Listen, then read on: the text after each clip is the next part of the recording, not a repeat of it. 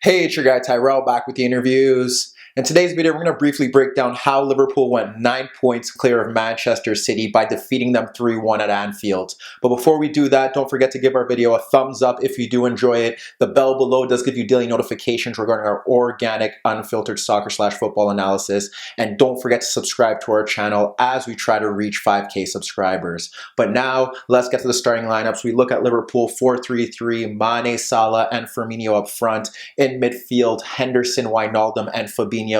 Then we move to Manchester City, more of a 4-2-3-1. Sergio Aguero just ahead of Kevin De Bruyne with Bernardo Silva and Raheem Sterling out in the wider areas, and Gundogan and Rodri in midfield. So now let's get to the first half, see how both sides like to approach the game and how Liverpool were able to go into halftime up 2-0.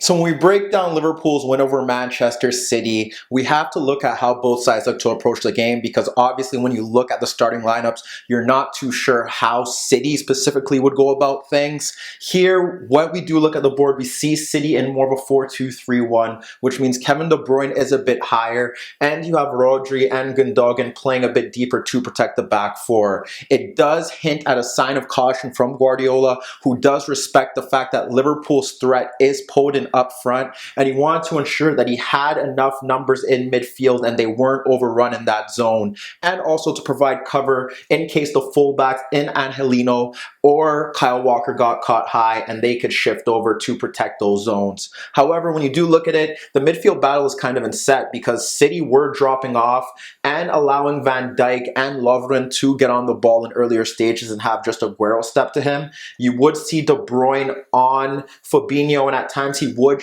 push forward to press the spare man if it looked like Liverpool could concede possession, so he'd help Aguero there. But you'd have Sterling and Bernardo Silva closing out the wider fullbacks, and in midfield it was set Henderson against Gundogan, Rodri against Wijnaldum, and then you would have the front three against the back four, and that's kind of how they were going about things. But Liverpool's pressing did kind of shift the tempo of the game, and we kind of knew how they would go about it because we've seen this from Liverpool throughout Klopp's reign. You have the center backs, and if they do get on the ball, what we simply see here is that instead of marking out the fullbacks, Salah and Mane try to block off the passing lane in between the center back and the fullback. Then you have Firmino, who does look to occupy whoever is dropping off a bit deeper, who it would probably be Rodri here, or he could go and press the goalkeeper in Bravo when he gets on the ball. But that's kind of how they go about things. And then you have the midfield in Wijnaldum and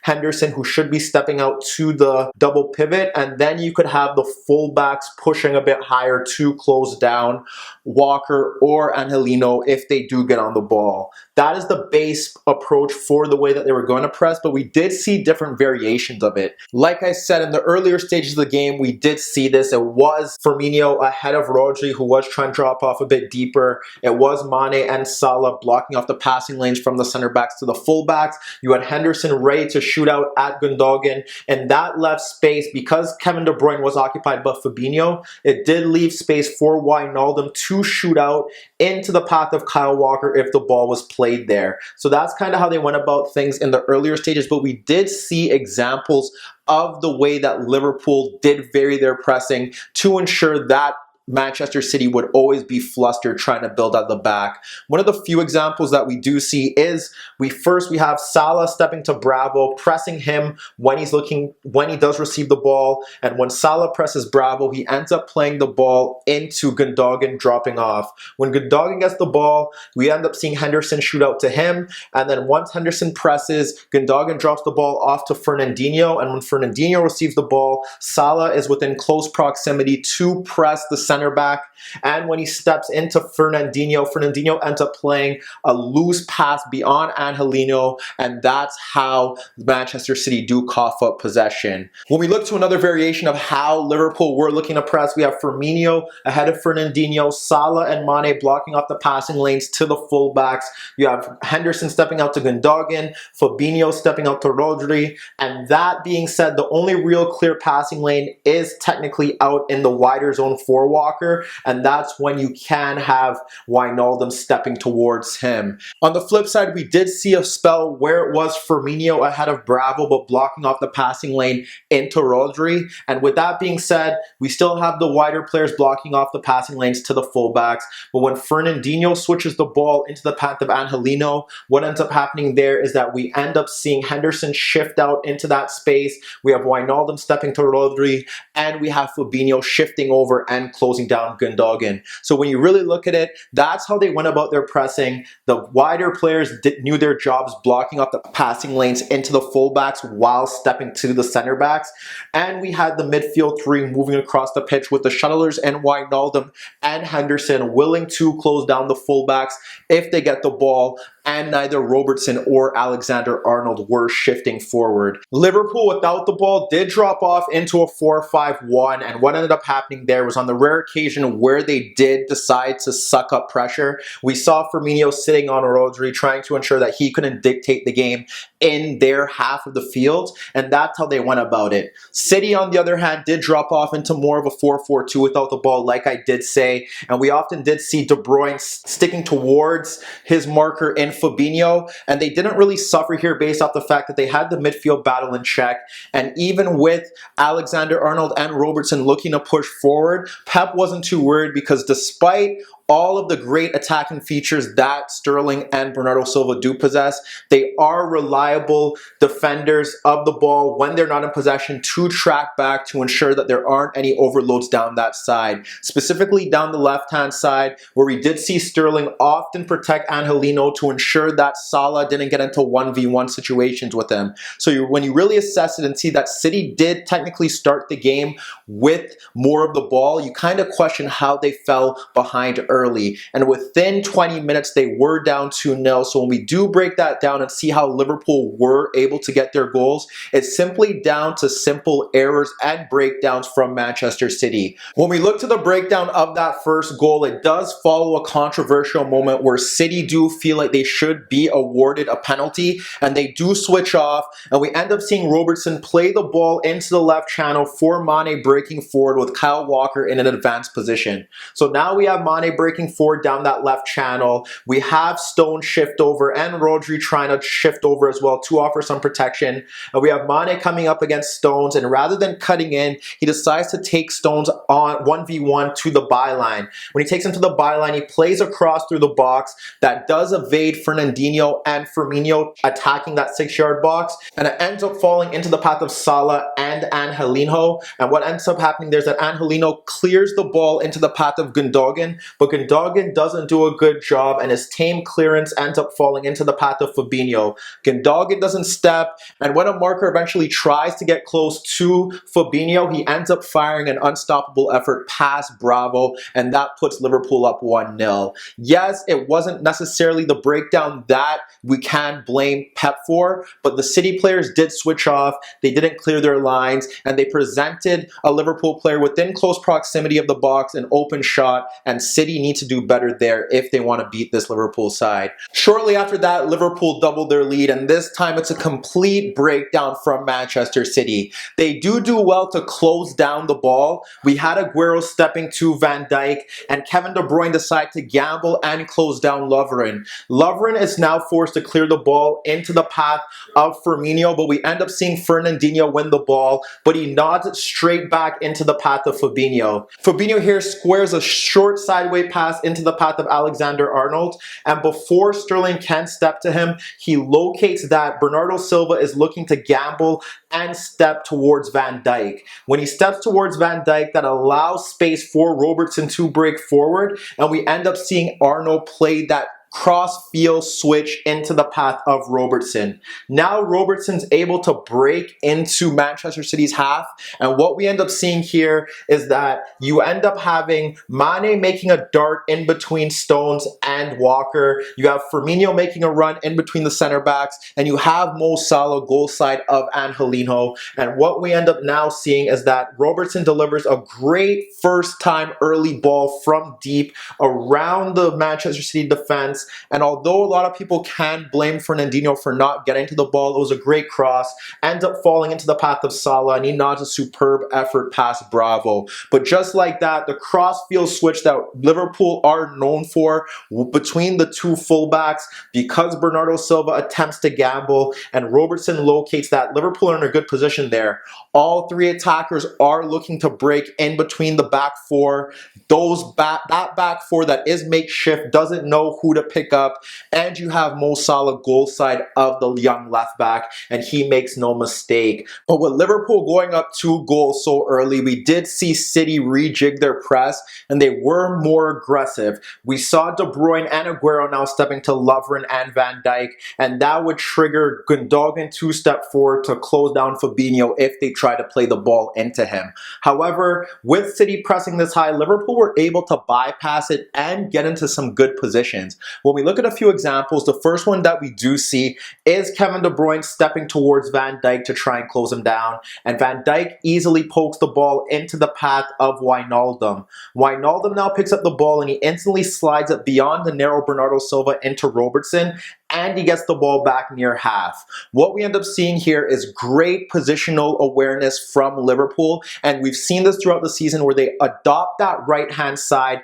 They look to exploit it with some overloads to create space for their teammates, whether it be getting Salah into 1v1 situations, presenting space for Alexander-Arnold in deeper positions in the right-hand side to clip balls over the top, or to get Jordan Henderson to charge into that space as a third-man runner. Here, what we end up seeing is that once Wijnaldum got that ball, we saw Salah in between Fernandinho and Angelino, and we also saw Trent Alexander-Arnold ahead of the narrow left back. So you look at the Manchester City back four and they're extremely narrow, and that creates space for Jordan Henderson to dart into that right channel, and Wijnaldum clips the long diagonal ball over Angelino, and it falls into the path of Henderson, who instantly plays a pullback cross into that 18-yard box, but John Stones is able to clear the lines. Shortly after that, we see City press from the front, and it's Alisson switching the ball over to Lovren, which does trigger Aguero. When Aguero presses Lovren,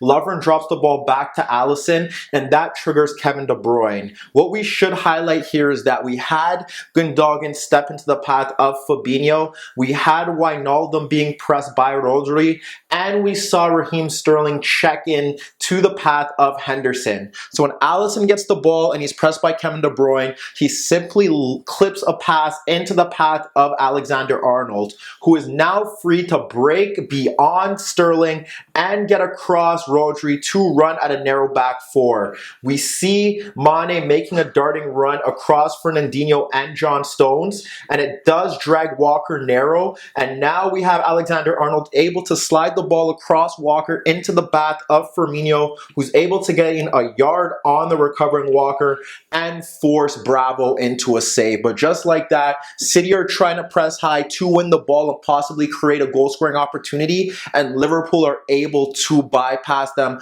with slick passing, and frankly, they should have scored there. However, Manchester City did cause Liverpool a few scares in the earlier stages of that first half through Kevin De Bruyne's set-piece deliveries, but even after those set-piece scares, City were still able to create chances from open play. When we look at it, we see City bypass Liverpool's initial press from the front, and we have Rodri slide the ball out to Angelino, breaking forward across Henderson. The pass goes across Henderson, and Henderson does come across too close, and what we end up seeing there is Raheem Sterling making a run across Lovren and Arnold to take them out of the play, and Aguero does drop off ahead of Van Dijk, but then takes his pass that he does receive from Angelino that does go across Henderson ahead of Lovren, and when he takes it across Lovren, Fabinho does recover to try and close him down, but Aguero cuts in across of Fabinho and he fires a shot on goal that we see Alisson push away. When we look at the final example of Manchester City bypassing Liverpool's defense, it stems from an Alexander-Arnold throw-in.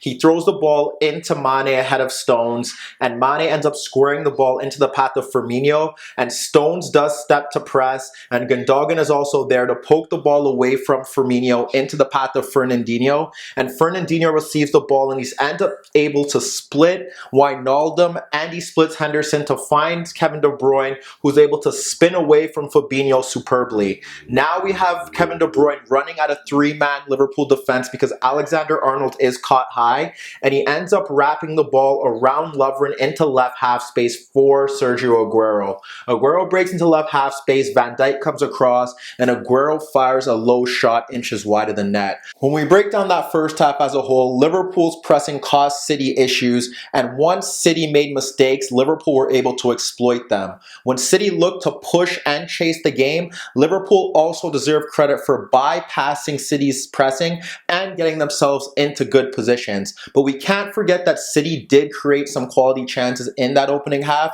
and what we expected in the second half was a City resurgence. But when we look to the second half, Liverpool were able to increase their lead shortly after the restart, and it simply stems from an Alexander-Arnold throw-in into the path of Firmino, who drags out Gundogan. When he drags out Gundogan, he plays the ball back to Alexander-Arnold, which triggers Sterling to step. When Sterling does step, we have Henderson wide right on the touchline, and we see Alexander-Arnold clip the ball over Sterling into the path of Henderson, who does attract Gundogan, but he skips past him and then skips past Angelino and delivers a cross to the far post. The cross goes over Bravo, who doesn't attack it as he steps out. It goes over Stones, and then it falls into the path of Mane, running off Kyle Walker to nod the effort from point blank range past the City goalkeeper. It's poor defending, it's Route 1 football, and again, just lackadaisical stuff from City's makeshift backline, and Liverpool were able to increase their lead. But the second half was pretty calm when you really look at it. City often dropping off into two banks of four, and the 3v2 battle that was persisting throughout that game didn't really matter anymore. We had Fabinho getting on the ball, we saw Wijnaldum dropping off as well, but Liverpool also were conservative, not pressing high, looking to possibly pick off City on the counterattack, knowing that they would push forward, and Liverpool also kind of dropped off into a 4-4-2 with Firmino and Salah high, and then out in the wider areas we saw Mane and Milner looking to occupy those wide spaces to try and stop Angelino and stop Kyle Walker from pushing forward. But we did see City have a main threat down the left-hand side, and it was Raheem Sterling, and a lot of the play ended up going through the England international in the second half, and he caused Mane and Alexander-Arnold several issues, running at them both, cutting to the byline before Mane pushed him over, and many people questioned whether it was a penalty.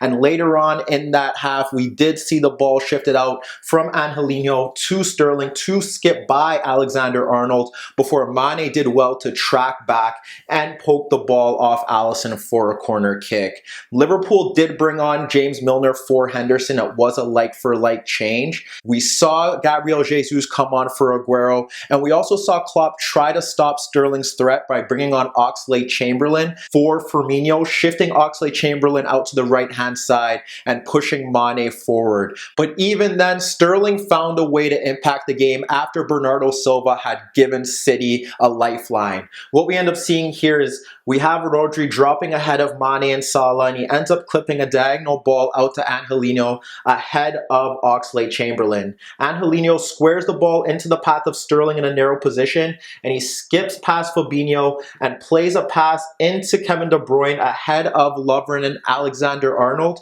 and De Bruyne does well to backheel the ball and split those two defenders to find Sterling breaking into the 6-yard box, and he squares it for Gabriel Jesus running across Van Dijk, but Jesus can't guide his effort past the keeper and it floats wide.